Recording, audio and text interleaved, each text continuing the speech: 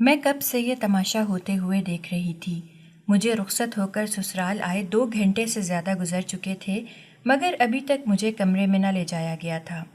نہ جانے ان کی کون کون سی ایسی رسمیں تھیں جو ختم ہونے کا نام ہی نہیں لے رہی تھیں۔ میرا شوہر خود تو نہ جانے کہاں چلا گیا تھا اور مجھے یہاں اپنے پاگل خاندان کے بیچ پھنسا گیا تھا۔ میں اب بیٹھے بیٹھے بے حد تھک چکی تھی اور ان بے فضول کی رسموں سے اب مجھے کوفت ہو رہی تھی۔ تبھی میں نے آس پاس نظریں دوڑائی تھیں تاکہ مجھے ایسا کوئی نظر آتا جس سے میں بات کر سکتی اور جو مجھے کمرے میں پہنچا آتا۔ تبھی اس مجمع میں مجھے اپنی کزن نظر آئی تھی جو یقیناً میری ڈولی کے ساتھ آئی ہوئی تھی۔ میں نے اس سے پوچھا کہ رسم وغیرہ کب تک ختم ہوگی تو وہ آگے سے مجھے چھیڑنے لگی۔ اسے لگا کہ مجھے کمرے میں جانے کی جلدی ہے، اس لیے میں ایسا کہہ رہی ہوں۔ وہ مجھے بولی کہ تھوڑی دیر تک ختم ہو جائیں گی، اب اتنا انتظار تو تم کر ہی سکتی ہو نا، یا تم میں اتنا صبر بھی نہیں ہے؟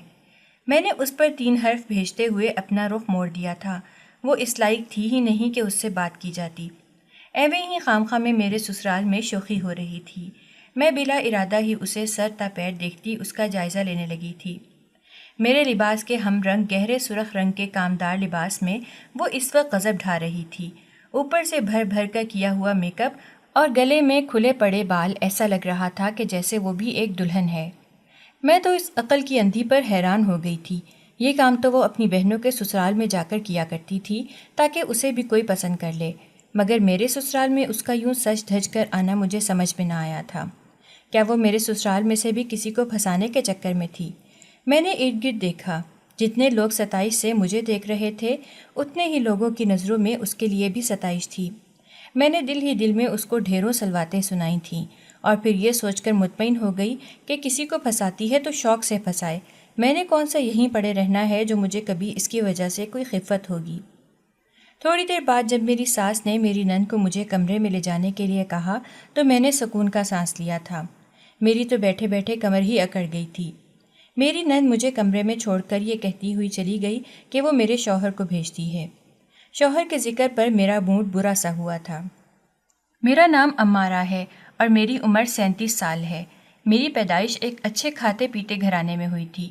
میری 3 بہنیں اور ایک ہی اکلوتا بھائی تھا جو کہ ہم سب میں سے چھوٹا تھا۔ بہن بھائیوں میں میرا دوسرا نمبر تھا۔ فرحین آپا کی شادی خاندان میں ہی تایا کے بیٹے زاہد سے ہوئی تھی۔ ان کی شادی کو 3 سال گزر چکے تھے اور اب میری باری تھی۔ میں 22 سال کی تھی اور کالج کے لاسٹ ایئر میں تھی۔ میں شروع سے ہی مزاجاً تھوڑی سخت تھی، ذرا سی بات کا برا منا لیتی تھی اور مزاج کے خلاف کوئی بات برداشت نہیں کرتی تھی۔ اس روز میں کالج سے واپس آئی تو فرحین آپا گھر میں موجود تھیں۔ انہیں دیکھ کر مجھے خوشگوار حیرت ہوئی تھی کیونکہ وہ پورے 6 مہینے بعد آ رہی تھیں۔ گھر کی بڑی اور اکلوتی بہو ہونے کے ناطے سسرال کی ساری ذمہ داریاں اسی پر تھیں، اس لیے اسے میکے آنے کا وقت بہت کم ہی ملتا تھا۔ اس مرتبہ بھی وہ پورے 6 مہینے بعد چکر لگا رہی تھی۔ تبھی میں نے اس سے پوچھ لیا کہ خیریت ہے، تمہیں اپنے سسرال سے فرصت کیسے مل گئی؟ تم یہاں آئی ہو وہ بھی رکنے کے لیے؟ میری بات سن کر وہ مسکرانے لگی۔ سسرال کے نام سے نہ جانے کیوں مجھے عجیب سی چڑ تھی۔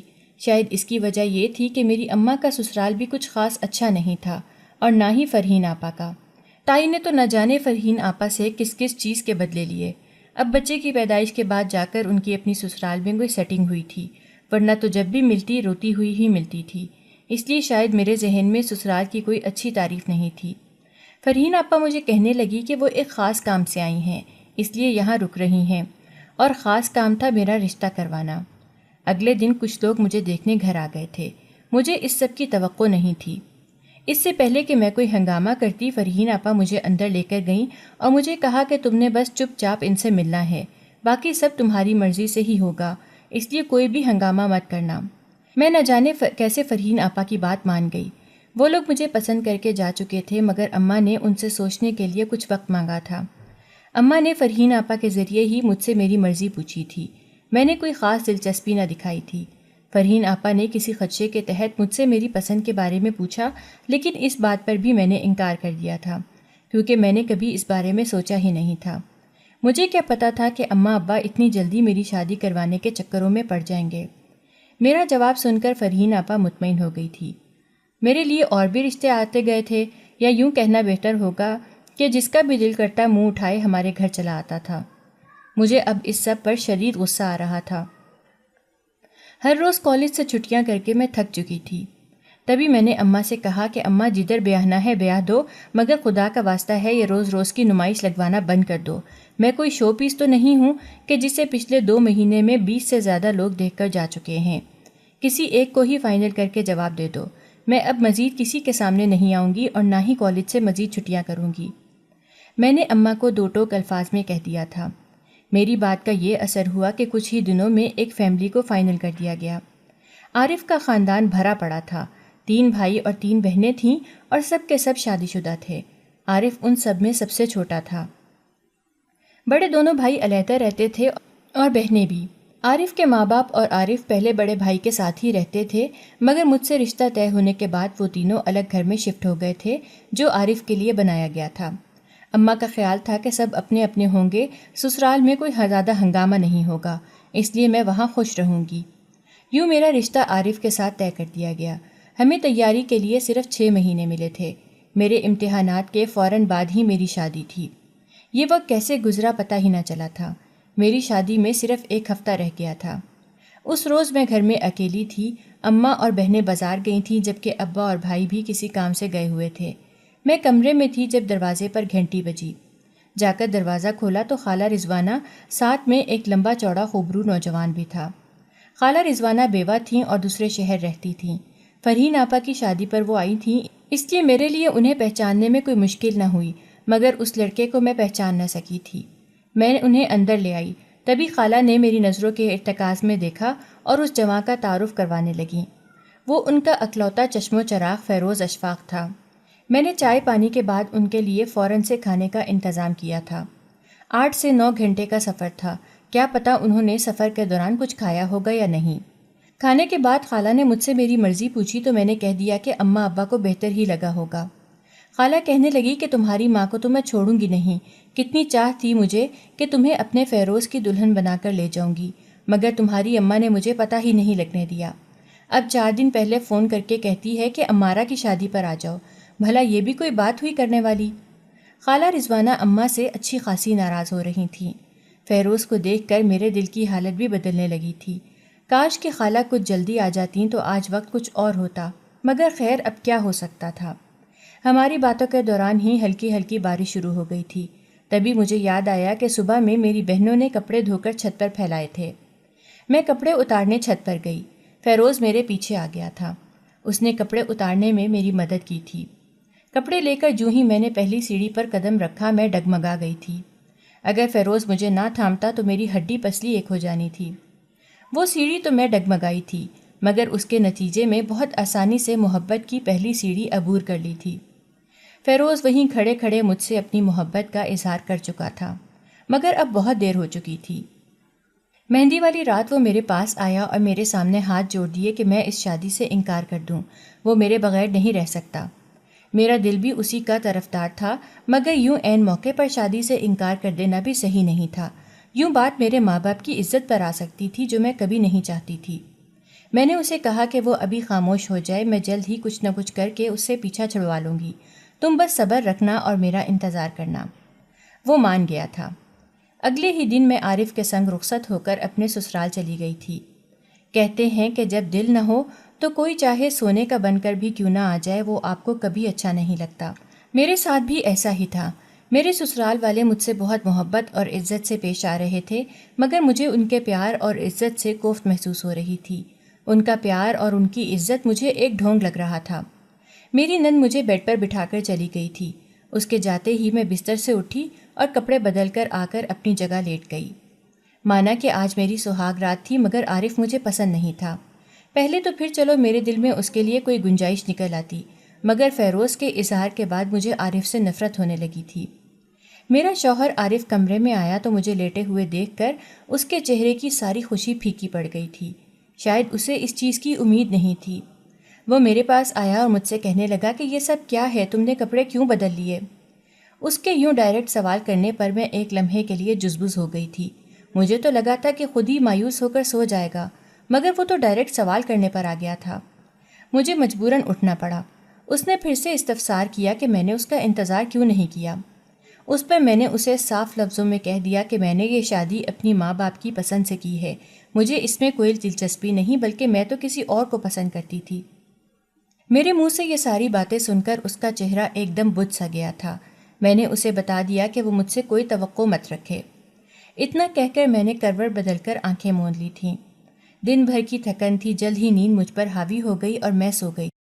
وہ کب کپڑے بدل کر آیا اور کب سویا مجھے علم نہیں تھا۔ صبح جب میری آنکھ کھلی تو وہ میرے برابر میں ہی سو رہا تھا۔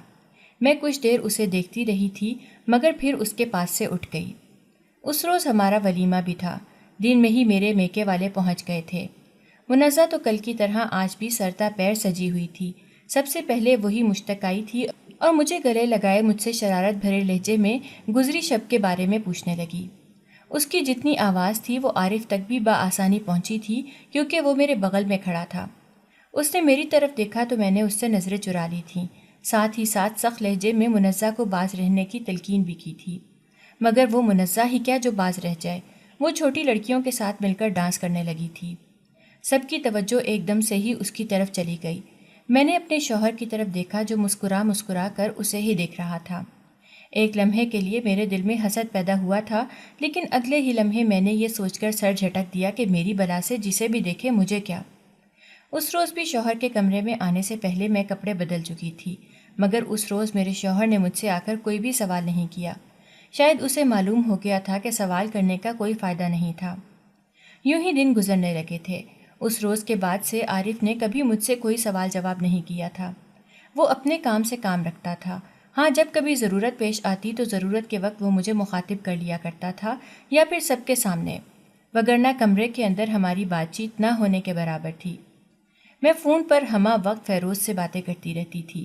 شوہر کمرے سے باہر ہوتا تو میں کال ملا لیتی اور جب وہ کمرے میں ہوتا تو میسیجز پر۔ میرے دل میں روز بروز فیروز کی محبت بڑھ رہی تھی۔ وہ بھی میری محبت میں گوڈے گوڈے ڈوبا ہوا تھا۔ 5 مہینے گزر گئے تھے۔ میرا شوہر بالکل کسی اجنبی کی طرح میرے ساتھ رہ رہا تھا۔ اس نے اس روز کے بعد سے کبھی مجھ سے کسی قسم کا کوئی مطالبہ نہیں کیا تھا۔ صبح جب میں اٹھتی تو وہ دفتر جا چکا ہوتا، رات میں واپس آتا تو کھانا کھاتے ہی چھت پر چلا جاتا تھا اور سونے کے وقت کمرے میں آتا اور چپ چاپ سو جاتا۔ اس دن میں بہت اداس تھی۔ فیروز کسی کام سے شہر سے باہر گیا تھا۔ 2 ہفتے تک اسے وہیں رہنا تھا۔ اس دوران اس کا نمبر مکمل طور پر بند تھا۔ مجھے اس کی بہت یاد آ رہی تھی۔ سسرال میں تو میرا دل ہی نہیں لگ رہا تھا۔ پہلے تو فیروز سے باتیں کرتے کرتے کسی طرح سے دن رات گزر جاتے تھے، پتہ ہی نہیں چلتا تھا، اور اب مجھ سے ایک ایک لمحہ گزارنا مشکل ہوتا جا رہا تھا۔ ان دنوں میری توجہ خود بخود میرے شوہر کی طرف ہونے لگی تھی۔ میرا شوہر بہت نیک، شریف اور سادہ مزاج کا تھا، تبھی تو وہ اب تک بیوی کے ہوتے ہوئے بھی اس سے دستبردار تھا، ورنہ اس کی جگہ کوئی اور ہوتا تو اب تک کئی مرتبہ مجھ سے زبردستی اپنا حق وصول کر چکا ہوتا۔ مگر میرے شوہر نے میری مرضی کے بغیر مجھے چھوا تک نہیں تھا۔ فیروز تو ہر روز فون پر مجھے شوہر سے بچنے کے طریقے بتاتا رہتا تھا کہ ایسا کرو تاکہ وہ تمہارے قریب نہ آئے، ویسا کرو کہ وہ تم سے دور رہے، مگر مجھے کبھی بھی کچھ ایسا ویسا کرنے کی ضرورت ہی پیش نہیں آئی تھی، کیونکہ میرے ایک ہی مرتبہ کے بتانے کے بعد میرے شوہر نے دوبارہ کبھی میری طرف پیش قدمی کی ہی نہیں تھی۔ وہ بڑی اداس سی ٹھنڈی ٹھار صبح تھی۔ گھر کے کام نپٹانے کے بعد میں صحن میں آ کر بیٹھ گئی۔ ساس سسر کل شام ہی شوہر کے بڑے بھائی کے گھر چلے گئے تھے۔ میری جٹھانی کے گھر تیسرا بچہ ہونے والا تھا، اس لیے ساس سسر وہیں رکنے گئے تھے۔ اتوار کا دن تھا، شوہر کو بھی چھٹی تھی۔ میرا دل کر رہا تھا کہ کچھ روز جا کر میکے میں رہ آؤں، مگر ساس سسر کے جانے کے بعد میں نہیں جا سکتی تھی۔ شوہر ساس سسر کو گاڑی پر بٹھانے گیا ہوا تھا۔ میں فون پر اپنے اور فیروز کی گزشتہ کی گئی چیٹ پڑھ رہی تھی اور دل ہی دل میں خود پر نازا ہو رہی تھی کہ مجھے اس قدر چاہنے والا شخص ملا تھا۔ ویسے تو میں تھی ہی چاہے جانے کے قابل، کوئی ایک بار بھی مجھے دیکھتا تو مجھ پر فدا ہو جایا کرتا تھا۔ میرا شوہر بھی مجھ سے یوں ہی محبت کرتا ہوگا، میرے اندر سے خود بخود آواز آئی تھی۔ میرا دھیان خود بخود میرے شوہر کی جانب چلا گیا تھا۔ میرے شوہر نے تو اس رات کے بعد سے کبھی میری طرف دیکھا تک نہیں تھا۔ کبھی نظر پڑ بھی جاتی تو اس کا رویہ، اس کی آنکھیں اجنبیت لیے ہوتی تھیں۔ اس کی آنکھوں میں میرے لیے کبھی کوئی جذبہ نہیں تھا۔ اس کا چہرہ احساسات سے عاری ہوتا تھا، مگر ایسا کیوں ہوتا تھا؟ میں نے کبھی اس بارے میں سوچا ہی نہیں تھا، کبھی فرصت جو نہیں ملی تھی کچھ سوچنے کی۔ اب جب ذرا وقت ملا تھا تو میں نے ان باتوں کے بارے میں بھی سوچا تھا جن پر میں نے کبھی غور ہی نہیں کیا تھا۔ میرے شوہر کا میرا ایک ہی بار منع کر دینے پر مجھ سے یوں گریز برتنا میری کچھ سمجھ میں نہیں آ رہا تھا۔ مرد تو بیویوں کے منہ سے کسی اور کی محبت کا سن کر آسمان سر پر اٹھا لیتے ہیں، نوبت تو تڑاک سے ہاتھا پائی تک پہنچ جاتی ہے، مگر میرے شوہر نے تو کوئی ری ایکشن نہ دیا تھا، نہ غصہ اور نہ ہی غم۔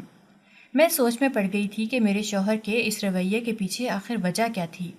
جو کچھ میں اسے پہلی رات کہہ چکی تھی اس کے بعد تو اس وقت تک اسے مجھے طلاق دے دینی چاہیے تھی، مگر وہ بالکل خاموش تھا۔ اس کا رویہ مجھے نارمل نہیں لگ رہا تھا۔ میں نے سوچ لیا تھا کہ اس سے پوچھ کر رہوں گی۔ ابھی میں ان سب سوچوں میں گم تھی کہ تبھی دروازے پر دستک ہوئی۔ دروازہ کھولا تو سامنے منزہ کھڑی تھی۔ اسے دیکھ کر مجھے ذرا بھی حیرت نہ ہوئی تھی، وہ اکثر اوقات میرے گھر آتی رہتی تھی۔ نہ جانے میرے سسرال آ کر اسے کون سا سکون ملتا تھا۔ میں اسے اندر لے آئی تھی۔ سلام دعا کے بعد میں نے اس کے سامنے چائے اور باقی لوازمات رکھے تو وہ مسکرا کر ان سے انصاف کرنے لگی اور مجھے کہنے لگی کہ تمہیں تمہارے سسرال میں خوش دیکھ کر مجھے تو تمہاری قسمت پر رشک آتا ہے۔ قسم سے جب جب تمہیں دیکھتی ہوں نا تو مجھے سکون ملتا ہے، اس لیے تو تمہیں دیکھنے آ جاتی ہوں۔ تھوڑی ہی دیر میں میرا شوہر بھی واپس آ گیا تھا۔ وہ کافی دیر تک ہمارے ساتھ بیٹھا رہا تھا۔ دوپہر کا کھانا منزہ نے ہمارے ساتھ ہی کھایا تھا۔ اس کے بعد وہ پھر سے آنے کا کہہ کر چلی گئی تھی۔ میرا شوہر اس کے بعد تھوڑی دیر تک گھر رہا، پھر وہ بھی دوستوں کا کہہ کر گھر سے چلا گیا تھا۔ شام میں واپس آیا تو اس کے ہاتھ میں پکا پکایا کھانا تھا۔ پوچھنے پر کہنے لگا کہ دوستوں نے دعوت رکھی تھی، لیکن تم اکیلی تھی، اس لیے میں تمہارا اور اپنا کھانا پیک کرا کر گھر ہی لے آیا۔ مجھے ایک دم شوہر پر پیار سا آیا تھا، اسے کتنا خیال تھا میرا۔ اگلے پورے ایک ہفتے تک میں اپنے شوہر کو جانچتی رہی تھی۔ وہ میرا بہت خیال رکھ رہا تھا اور بہت اچھا تھا۔ اس کی اخلاق و عادات مجھے بہت پسند آئے تھے۔ اس کی شرافت اور صداقت میرا دل لے گئی تھی۔ مجھے علم ہی نہیں ہوا کہ کب میں اپنے شوہر سے محبت کرنے لگی تھی۔ یہ شاید نکاح کے 2 بولوں کا اثر تھا کہ جس نے ایک ہی ہفتے میں مجھے میرے شوہر کے قریب کر دیا تھا۔ دوسری طرف فیروز بھی میسج پر میسج کر رہا تھا، مگر میرا اس سے بات کرنے کا دل ہی نہیں کر رہا تھا۔ میرا دل اس سے اچاٹ ہو چکا تھا۔ محرم کی محبت کی طاقت کے آگے شاید نامحرم کی محبت کمزور پڑ گئی تھی۔ فیروز بار بار مجھے کال کر رہا تھا، مجھے مجبوراً اس کی کال اٹھانا پڑی تھی۔ وہ مجھے کہنے لگا کہ امارا کیا ہو گیا ہے، تم مجھے رپلائی کیوں نہیں کر رہی ہو؟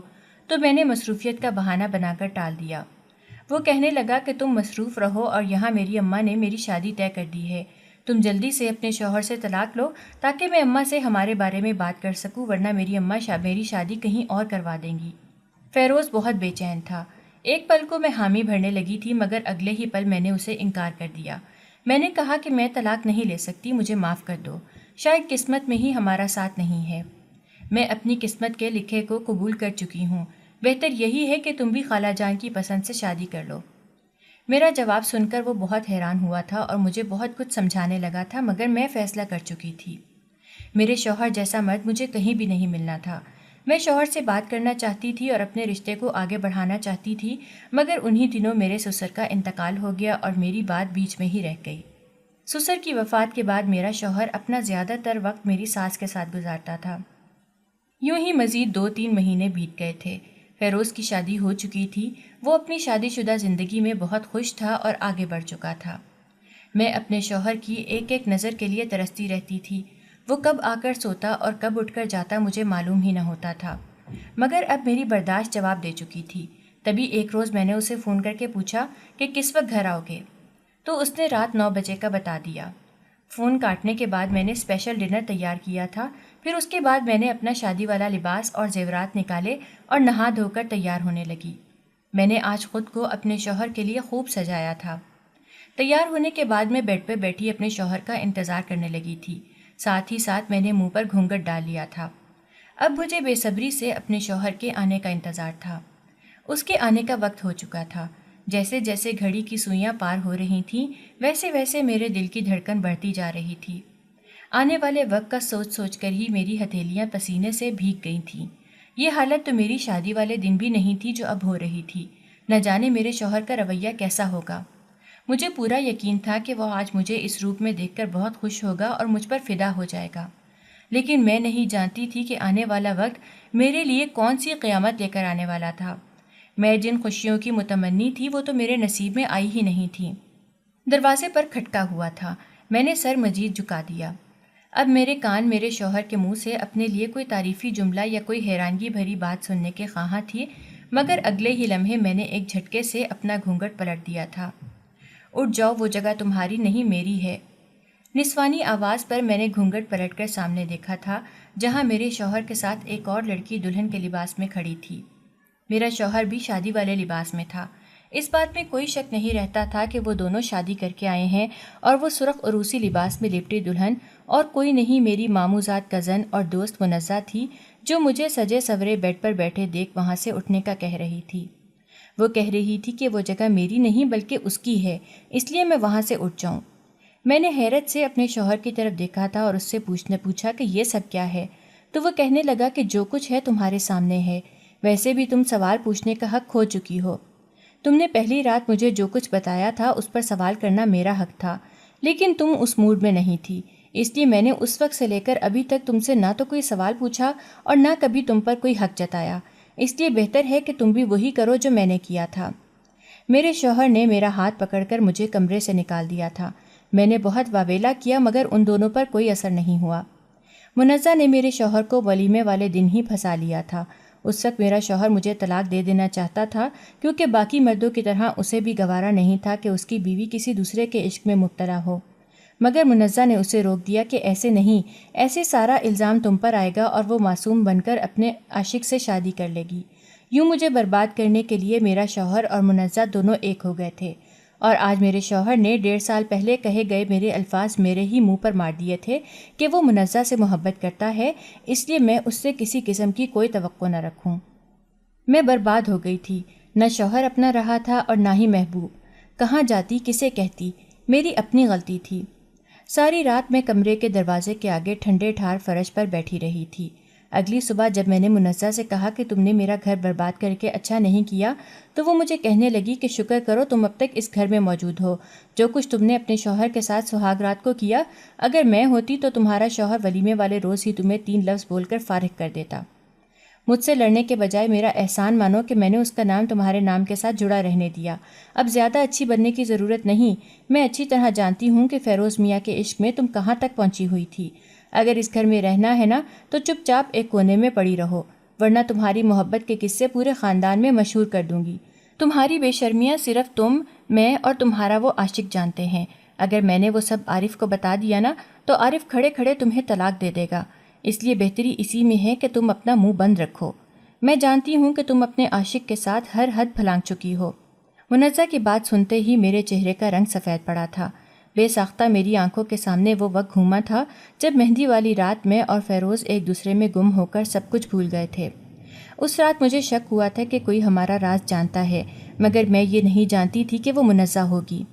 وہ مجھے کہنے لگی کہ میرا بڑا پن سمجھو کہ میں نے تمہارے راز پر پردہ ڈالے رکھا ہے، ورنہ عارف جیسے شریف مرد کو دھوکہ دینے پر میرا دل کر رہا تھا کہ تمہاری اصلیت چیخ چیخ کر دنیا کو بتاؤں۔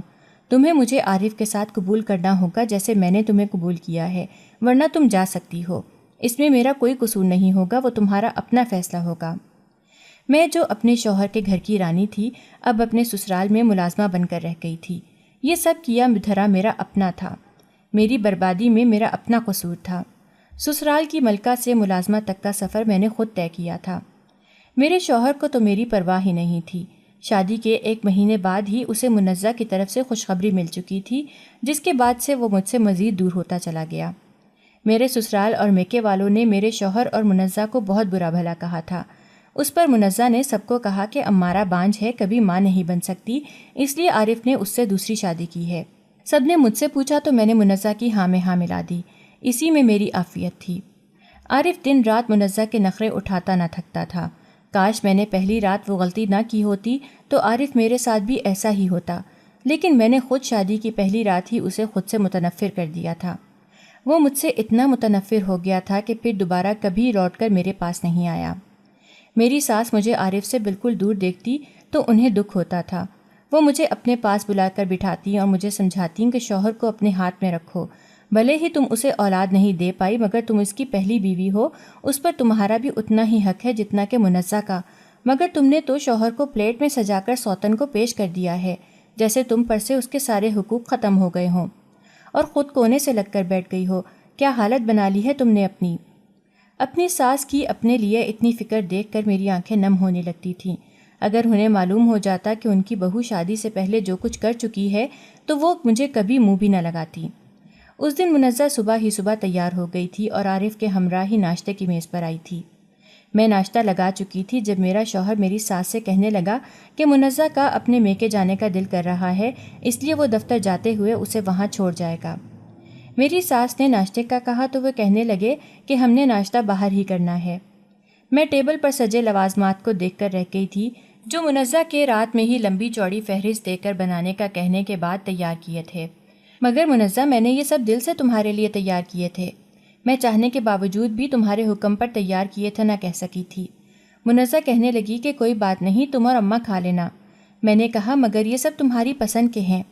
تو اس پر منزہ نے منہ بنایا تھا اور کہنے لگی کہ ہمارا یار کیا فرق پڑتا ہے کس کی پسند کے ہیں کس کی پسند کے نہیں، ویسے بھی تمہاری کون سی کوئی ایک پسند ہے، آج یہ تو کل وہ۔ اچھے سے جانتی ہوں میں تمہیں، کپڑوں کی طرح تو تمہاری پسند بدلتی ہے۔ خیر عارف کو دیر ہو جائے گی، میں چلتی ہوں، اپنا خیال رکھنا۔ منزہ باتوں باتوں میں پھر سے مجھ پر طنز کر گئی تھی۔ سب کے سامنے تو وہ میرا ایسے خیال رکھتی تھی جیسے میری سگی بہن ہو، اور پیٹھ پیچھے جو سلوک اب اس نے میرے ساتھ کرنا شروع کر دیا تھا وہ میری برداشت سے باہر تھا۔ سوتن کا عذاب کیا ہوتا ہے یہ مجھے اچھے سے سمجھ آنے لگا تھا۔ اس کو چھٹا مہینہ لگا ہوا تھا۔ اس رات بہت تیز طوفانی بارش ہو رہی تھی۔ میرا شوہر گھر پہنچا تو مکمل بھیگا ہوا تھا۔ میری ساس نے منزہ کے بارے میں پوچھا تو وہ کہنے لگا کہ اس موسم میں اسے ساتھ لانا ٹھیک نہیں تھا، اس لیے اس نے اسے فون کر کے ہی منع کر دیا تھا کہ وہ صبح ہی اسے لے آئے گا۔ کپڑے بدلنے تک میرے شوہر کو اچھی خاصی ٹھنڈ لگ چکی تھی اور اسے بخار ہونے لگا تھا۔ کھانے کے بعد ساس کے کہنے پر میں نے اسے قہوہ بھی بنا کر دیا تھا مگر اس کی طبیعت بگڑتی جا رہی تھی۔ میں قہوے کے خالی کپ لے کر کچن میں آئی تاکہ ان کو دھو کر رکھ سکوں۔ تبھی میری ساس جو ابھی ابھی عشاء پڑھ کر فارغ ہوئی تھی میرے پیچھے کچن میں چلی آئی تھیں۔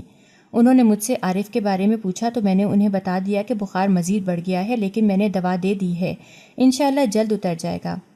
میری ساس کہنے لگیں کہ میں ایک نظر اسے دیکھاؤں۔ ساس میرے شوہر کے کمرے کی جانب بڑھ گئیں جبکہ میں اپنے کمرے کی طرف۔ ابھی میرے ہاتھ کمرے کے ہینڈل پر ہی تھے کہ تبھی میری ساس کی آواز آئی، امارہ وہاں کہاں جا رہی ہو؟ شوہر بیمار ہے اور تمہیں سونے کی پڑی ہے، یہاں آؤ میرے ساتھ، آج تم عارف کے ساتھ اس کے کمرے میں ہی رکو گی۔ میں نے انکار کرنا چاہا تھا مگر میری ساس نے میرے انکار کو کسی خاطر میں نہ لایا تھا اور زبردستی مجھے میرے شوہر کے کمرے میں لے گئی تھیں۔ ساس کہنے لگیں کہ یہی وقت ہے، اپنے شوہر کو اپنے قریب کرو، اس کے ساتھ رہو، اس کے پاس رہو۔ نہ چاہتے ہوئے بھی میں شوہر کے پاس چلی گئی تھی۔ اس کو بہت شدت کا بخار تھا۔ بخار میں وہ میرے قریب ہو گیا تھا لیکن جب صبح اٹھا تو وہ گزشتہ رات بھول چکا تھا۔ میں نے بھی یاد کرانے کی کوشش نہ کی تھی۔ 2 دن بعد منزہ واپس آ گئی تھی۔ وہ مجھے عجیب عجیب نظروں سے دیکھتی رہی تھی۔ جب میں نے اس سے پوچھا کہ کیا وجہ ہے تو وہ کہنے لگی کہ کہیں تم نے میری غیر موجودگی کا فائدہ تو نہیں اٹھایا۔ میں اچھی طرح سمجھ گئی تھی کہ وہ کس بارے میں بات کر رہی تھی۔ میں نے اسے کہا کہ میں کیوں تمہاری غیر موجودگی میں فائدہ اٹھانے لگی، مجھے اس کی ضرورت نہیں ہے، جتنا حق تمہارا ہے اتنا میرا بھی ہے۔ میری بات اس کے سر پر لگی تلووں پر بجھی۔ اس نے مجھے بالوں سے پکڑ لیا اور کہنے لگی کہ 3 میں گھر سے غائب کیا رہی، تمہارے تو پر ہی نکل آئے ہیں۔ پہلے 1.5-2 سال تک تمہیں یہ حق یاد نہیں آیا، تب تک تو میں بھی نہیں تھی، پھر کیوں اپنا حق نہیں جتایا؟ 2 سال تک تو شوہر کو قریب نہیں آنے دیا اور اب اچانک سے میرا بھی حق ہے کا پرچم لیے نکل پڑی ہو۔ عارف سے دور رہنا ورنہ مجھ سے برا کوئی نہیں ہوگا۔ وہ تن فن کرتی وہاں سے چلی گئی تھی۔ میں آنسو چھپاتی پیچھے مڑی تو سامنے میری ساس کھڑی تھیں اور سوالیہ نظروں سے میری طرف دیکھ رہی تھیں۔ وہ یقیناً سب سن چکی تھیں۔ وہ میرا ہاتھ پکڑ کر مجھے اپنے کمرے میں لے گئی اور مجھ سے استفسار کرنے لگیں کہ ابھی جو کچھ منزہ کہہ کر گئی ہے وہ سب کیا ہے۔ میں نے بات بدلنے کی کوشش کی تھی مگر میری ساس نے سختی سے مجھے کہا کہ انہیں صرف سچ سننا ہے۔ چاروں ناچار مجھے انہیں سچ بتانا ہی پڑا تھا کہ کیسے شادی سے 1 ہفتہ پہلے میں فیروز سے ملی اور کیسے مہندی والے رات ہم دونوں کے درمیان کے سارے پردے گر گئے تھے، اور یہ بھی کہ کیسے 2 سال تک میں نے عارف کو اپنے قریب آنے سے روکا رکھا تھا۔ ساری بات بتانے کے بعد میں اپنی ساس کے پیروں میں بیٹھ گئی تھی۔ میں نے اسے کہا کہ وہ جو چاہے مجھے سزا دے، میں اف نہیں کروں گی مگر میرے میکے میں کسی کو کچھ بھی نہ بتایا جائے اور نہ ہی عارف کو۔ میں اپنی غلطیوں پر نادم تھی۔ میں جانتی تھی کہ جو گناہ مجھ سے ہوا تھا وہ معافی کے قابل نہیں تھا مگر توبہ کا راستہ تو کھلا تھا نا، اگر سچے دل سے توبہ کی جائے تو بڑے سے بڑا گناہ بھی معاف ہو جاتا ہے۔ میں نے اللہ سے رو رو کر اپنے گناہوں کی معافی مانگی تھی۔ جب سے مجھے اپنے گناہ کا احساس ہوا تھا مجھے ایک پل بھی سکون نہیں آ رہا تھا۔ میری ساس کہنے لگی کہ شادی سے پہلے تم نے جو کیا سو کیا، مگر شادی کے بعد جو تم نے کیا وہ تمہیں نہیں کرنا چاہیے تھا۔ تم نے خود ہی اپنا گھر برباد کیا ہے۔ تم جانتی ہو یہ رشتے کس قدر نازک ہوتے ہیں، اور تم نے پہلی ہی رات اسے مزید کمزور کر دیا تھا۔ اب تم کچھ بھی کر لو، تم عارف کے دل میں وہ مقام حاصل نہیں کر سکتی جو کہ منزہ کا ہے۔ ایک تو وہ اس کی من چاہی ہے اور دوسرا اسے اولاد کی خوشی دینے جا رہی ہے، اس لیے اس کے دل پر تو وہی راج کرے گی۔ مرد بہت عجیب ہوتے ہیں، ایک مرتبہ اگر ان کے دل میں اپنا مقام کھو دیں تو پھر چاہے لاکھ کوششیں بھی کر لے وہ ان کے دل میں اپنا مقام حاصل نہیں کر سکتی۔ لیکن میں تمہیں یہ نہیں کہوں گی کہ تم بالکل ہی کوشش چھوڑ دو، تمہیں اس کے دل میں خود ہی اپنی گنجائش نکالنی ہوگی۔ ساس کی باتوں نے مجھے نئی امید دی تھی۔ میں عارف کا دل جیتنے کی پوری کوشش کرنے لگی تھی۔ میری تو کوئی کوشش کامیاب نہیں ہوئی تھی، البتہ میری اولاد نے میری راہیں آسان کر دی تھیں۔ منزہ کا آخری مہینہ تھا جب مجھے خوشخبری ملی تھی۔ میری خوشخبری نے تو منزہ کا دماغ ہی خراب کر ڈالا تھا۔ اوپر سے جب عارف نے اس معاملے میں حیرت کا اظہار کیا تو منزہ کو موقع مل گیا۔ وہ اسے کہنے لگی کہ ضرور اس کے پیٹ میں ناجائز بچہ ہے، تم اس کے قریب بھی نہیں گئے، پھر تم سے بچہ کیسے ہو گیا؟ عارف بھی اس کی بات پر آنکھ بند کر کے یقین کرتا گیا کہ یہ بچہ اس کا نہیں بلکہ کسی اور کا ہے۔ میں نے عارف کو صفائیاں دینے کی بہت کوشش کی، مگر عارف کو یقین دلانا مشکل تھا۔ اسے میری ہر بات جھوٹ لگ رہی تھی۔ وہ تو بھلا ہو میری ساس کا جس نے عارف کو وہ طوفانی بارش والی رات یاد دلائی تھی۔ تب جا کر عارف کو بھی مجھ پر کچھ یقین ہوا تھا۔ منزہ نے پیاری سی بیٹی کو جنم دیا تھا۔ بیٹی کی پیدائش نے اسے بھی سمجھ بوجھ دے دی تھی۔ اس کا رویہ مجھ سے ٹھیک ہو گیا تھا اور اس نے مجھ سے اپنے تمام گزشتہ رویوں کی معافی مانگی تھی، کیونکہ اب وہ خود بیٹی والی ہو گئی تھی۔ پھر بیٹی کی پیدائش کے چند مہینے بعد اس پر انکشاف ہوا کہ اسے کینسر ہے، وہ بھی لاسٹ سٹیج کا۔ اس کے پاس بہت کم وقت بچا تھا۔ اس نے ہاتھ جوڑ جوڑ کر مجھ سے معافی مانگی تھی۔ اسے احساس ہو گیا تھا کہ وہ میرے ساتھ غلط کرتی آئی ہے۔ اس نے اپنی بیٹی مجھے سونپتے ہوئے کہا کہ اسے اپنی ہی بیٹی سمجھنا اور میرے کیے کا بدلہ کبھی بھی اس سے نہیں لینا۔ اس کے شرمندہ ہونے پر میں نے اسے معاف کر دیا تھا۔ آخرکار غیر تو وہ بھی نہ تھی جو اس نے میرے ساتھ کیا، وہی اگر میں اس کے ساتھ کرتی تو اس میں اور مجھ میں کیا فرق رہ جاتا۔ میں نے کھلے دل سے اسے معاف کر دیا تھا۔ میرے آخری دن چل رہے تھے۔ اپنی بیماری کے باوجود میں نے اس کے آخری وقت میں اس کا بہت خیال رکھا تھا۔ یہی چیز میری ساری غلطیوں کا مداوع کر گئی تھی اور میں نے عارف کے دل میں وہ مقام حاصل کر لیا تھا جو ہر شادی شدہ عورت کا ہوتا ہے۔ منزہ نے اپنا آخری وقت ہمارے ساتھ بہت اچھا گزارا تھا اور پھر ایک روز وہ ہمیں چھوڑ کر چلی گئی تھی۔ اس کی موت کے 15 دن بعد میں نے بیٹے کو جنم دیا تھا، جس نے عارف کی توجہ اپنی طرف کر کے اسے منزہ کے دکھ سے نکلنے میں مدد کی تھی۔ آخرکار خوشیوں کا سویرا ہو گیا تھا۔ میں اب اپنے شوہر اور بچوں کے ساتھ پرسکون زندگی گزار رہی ہوں۔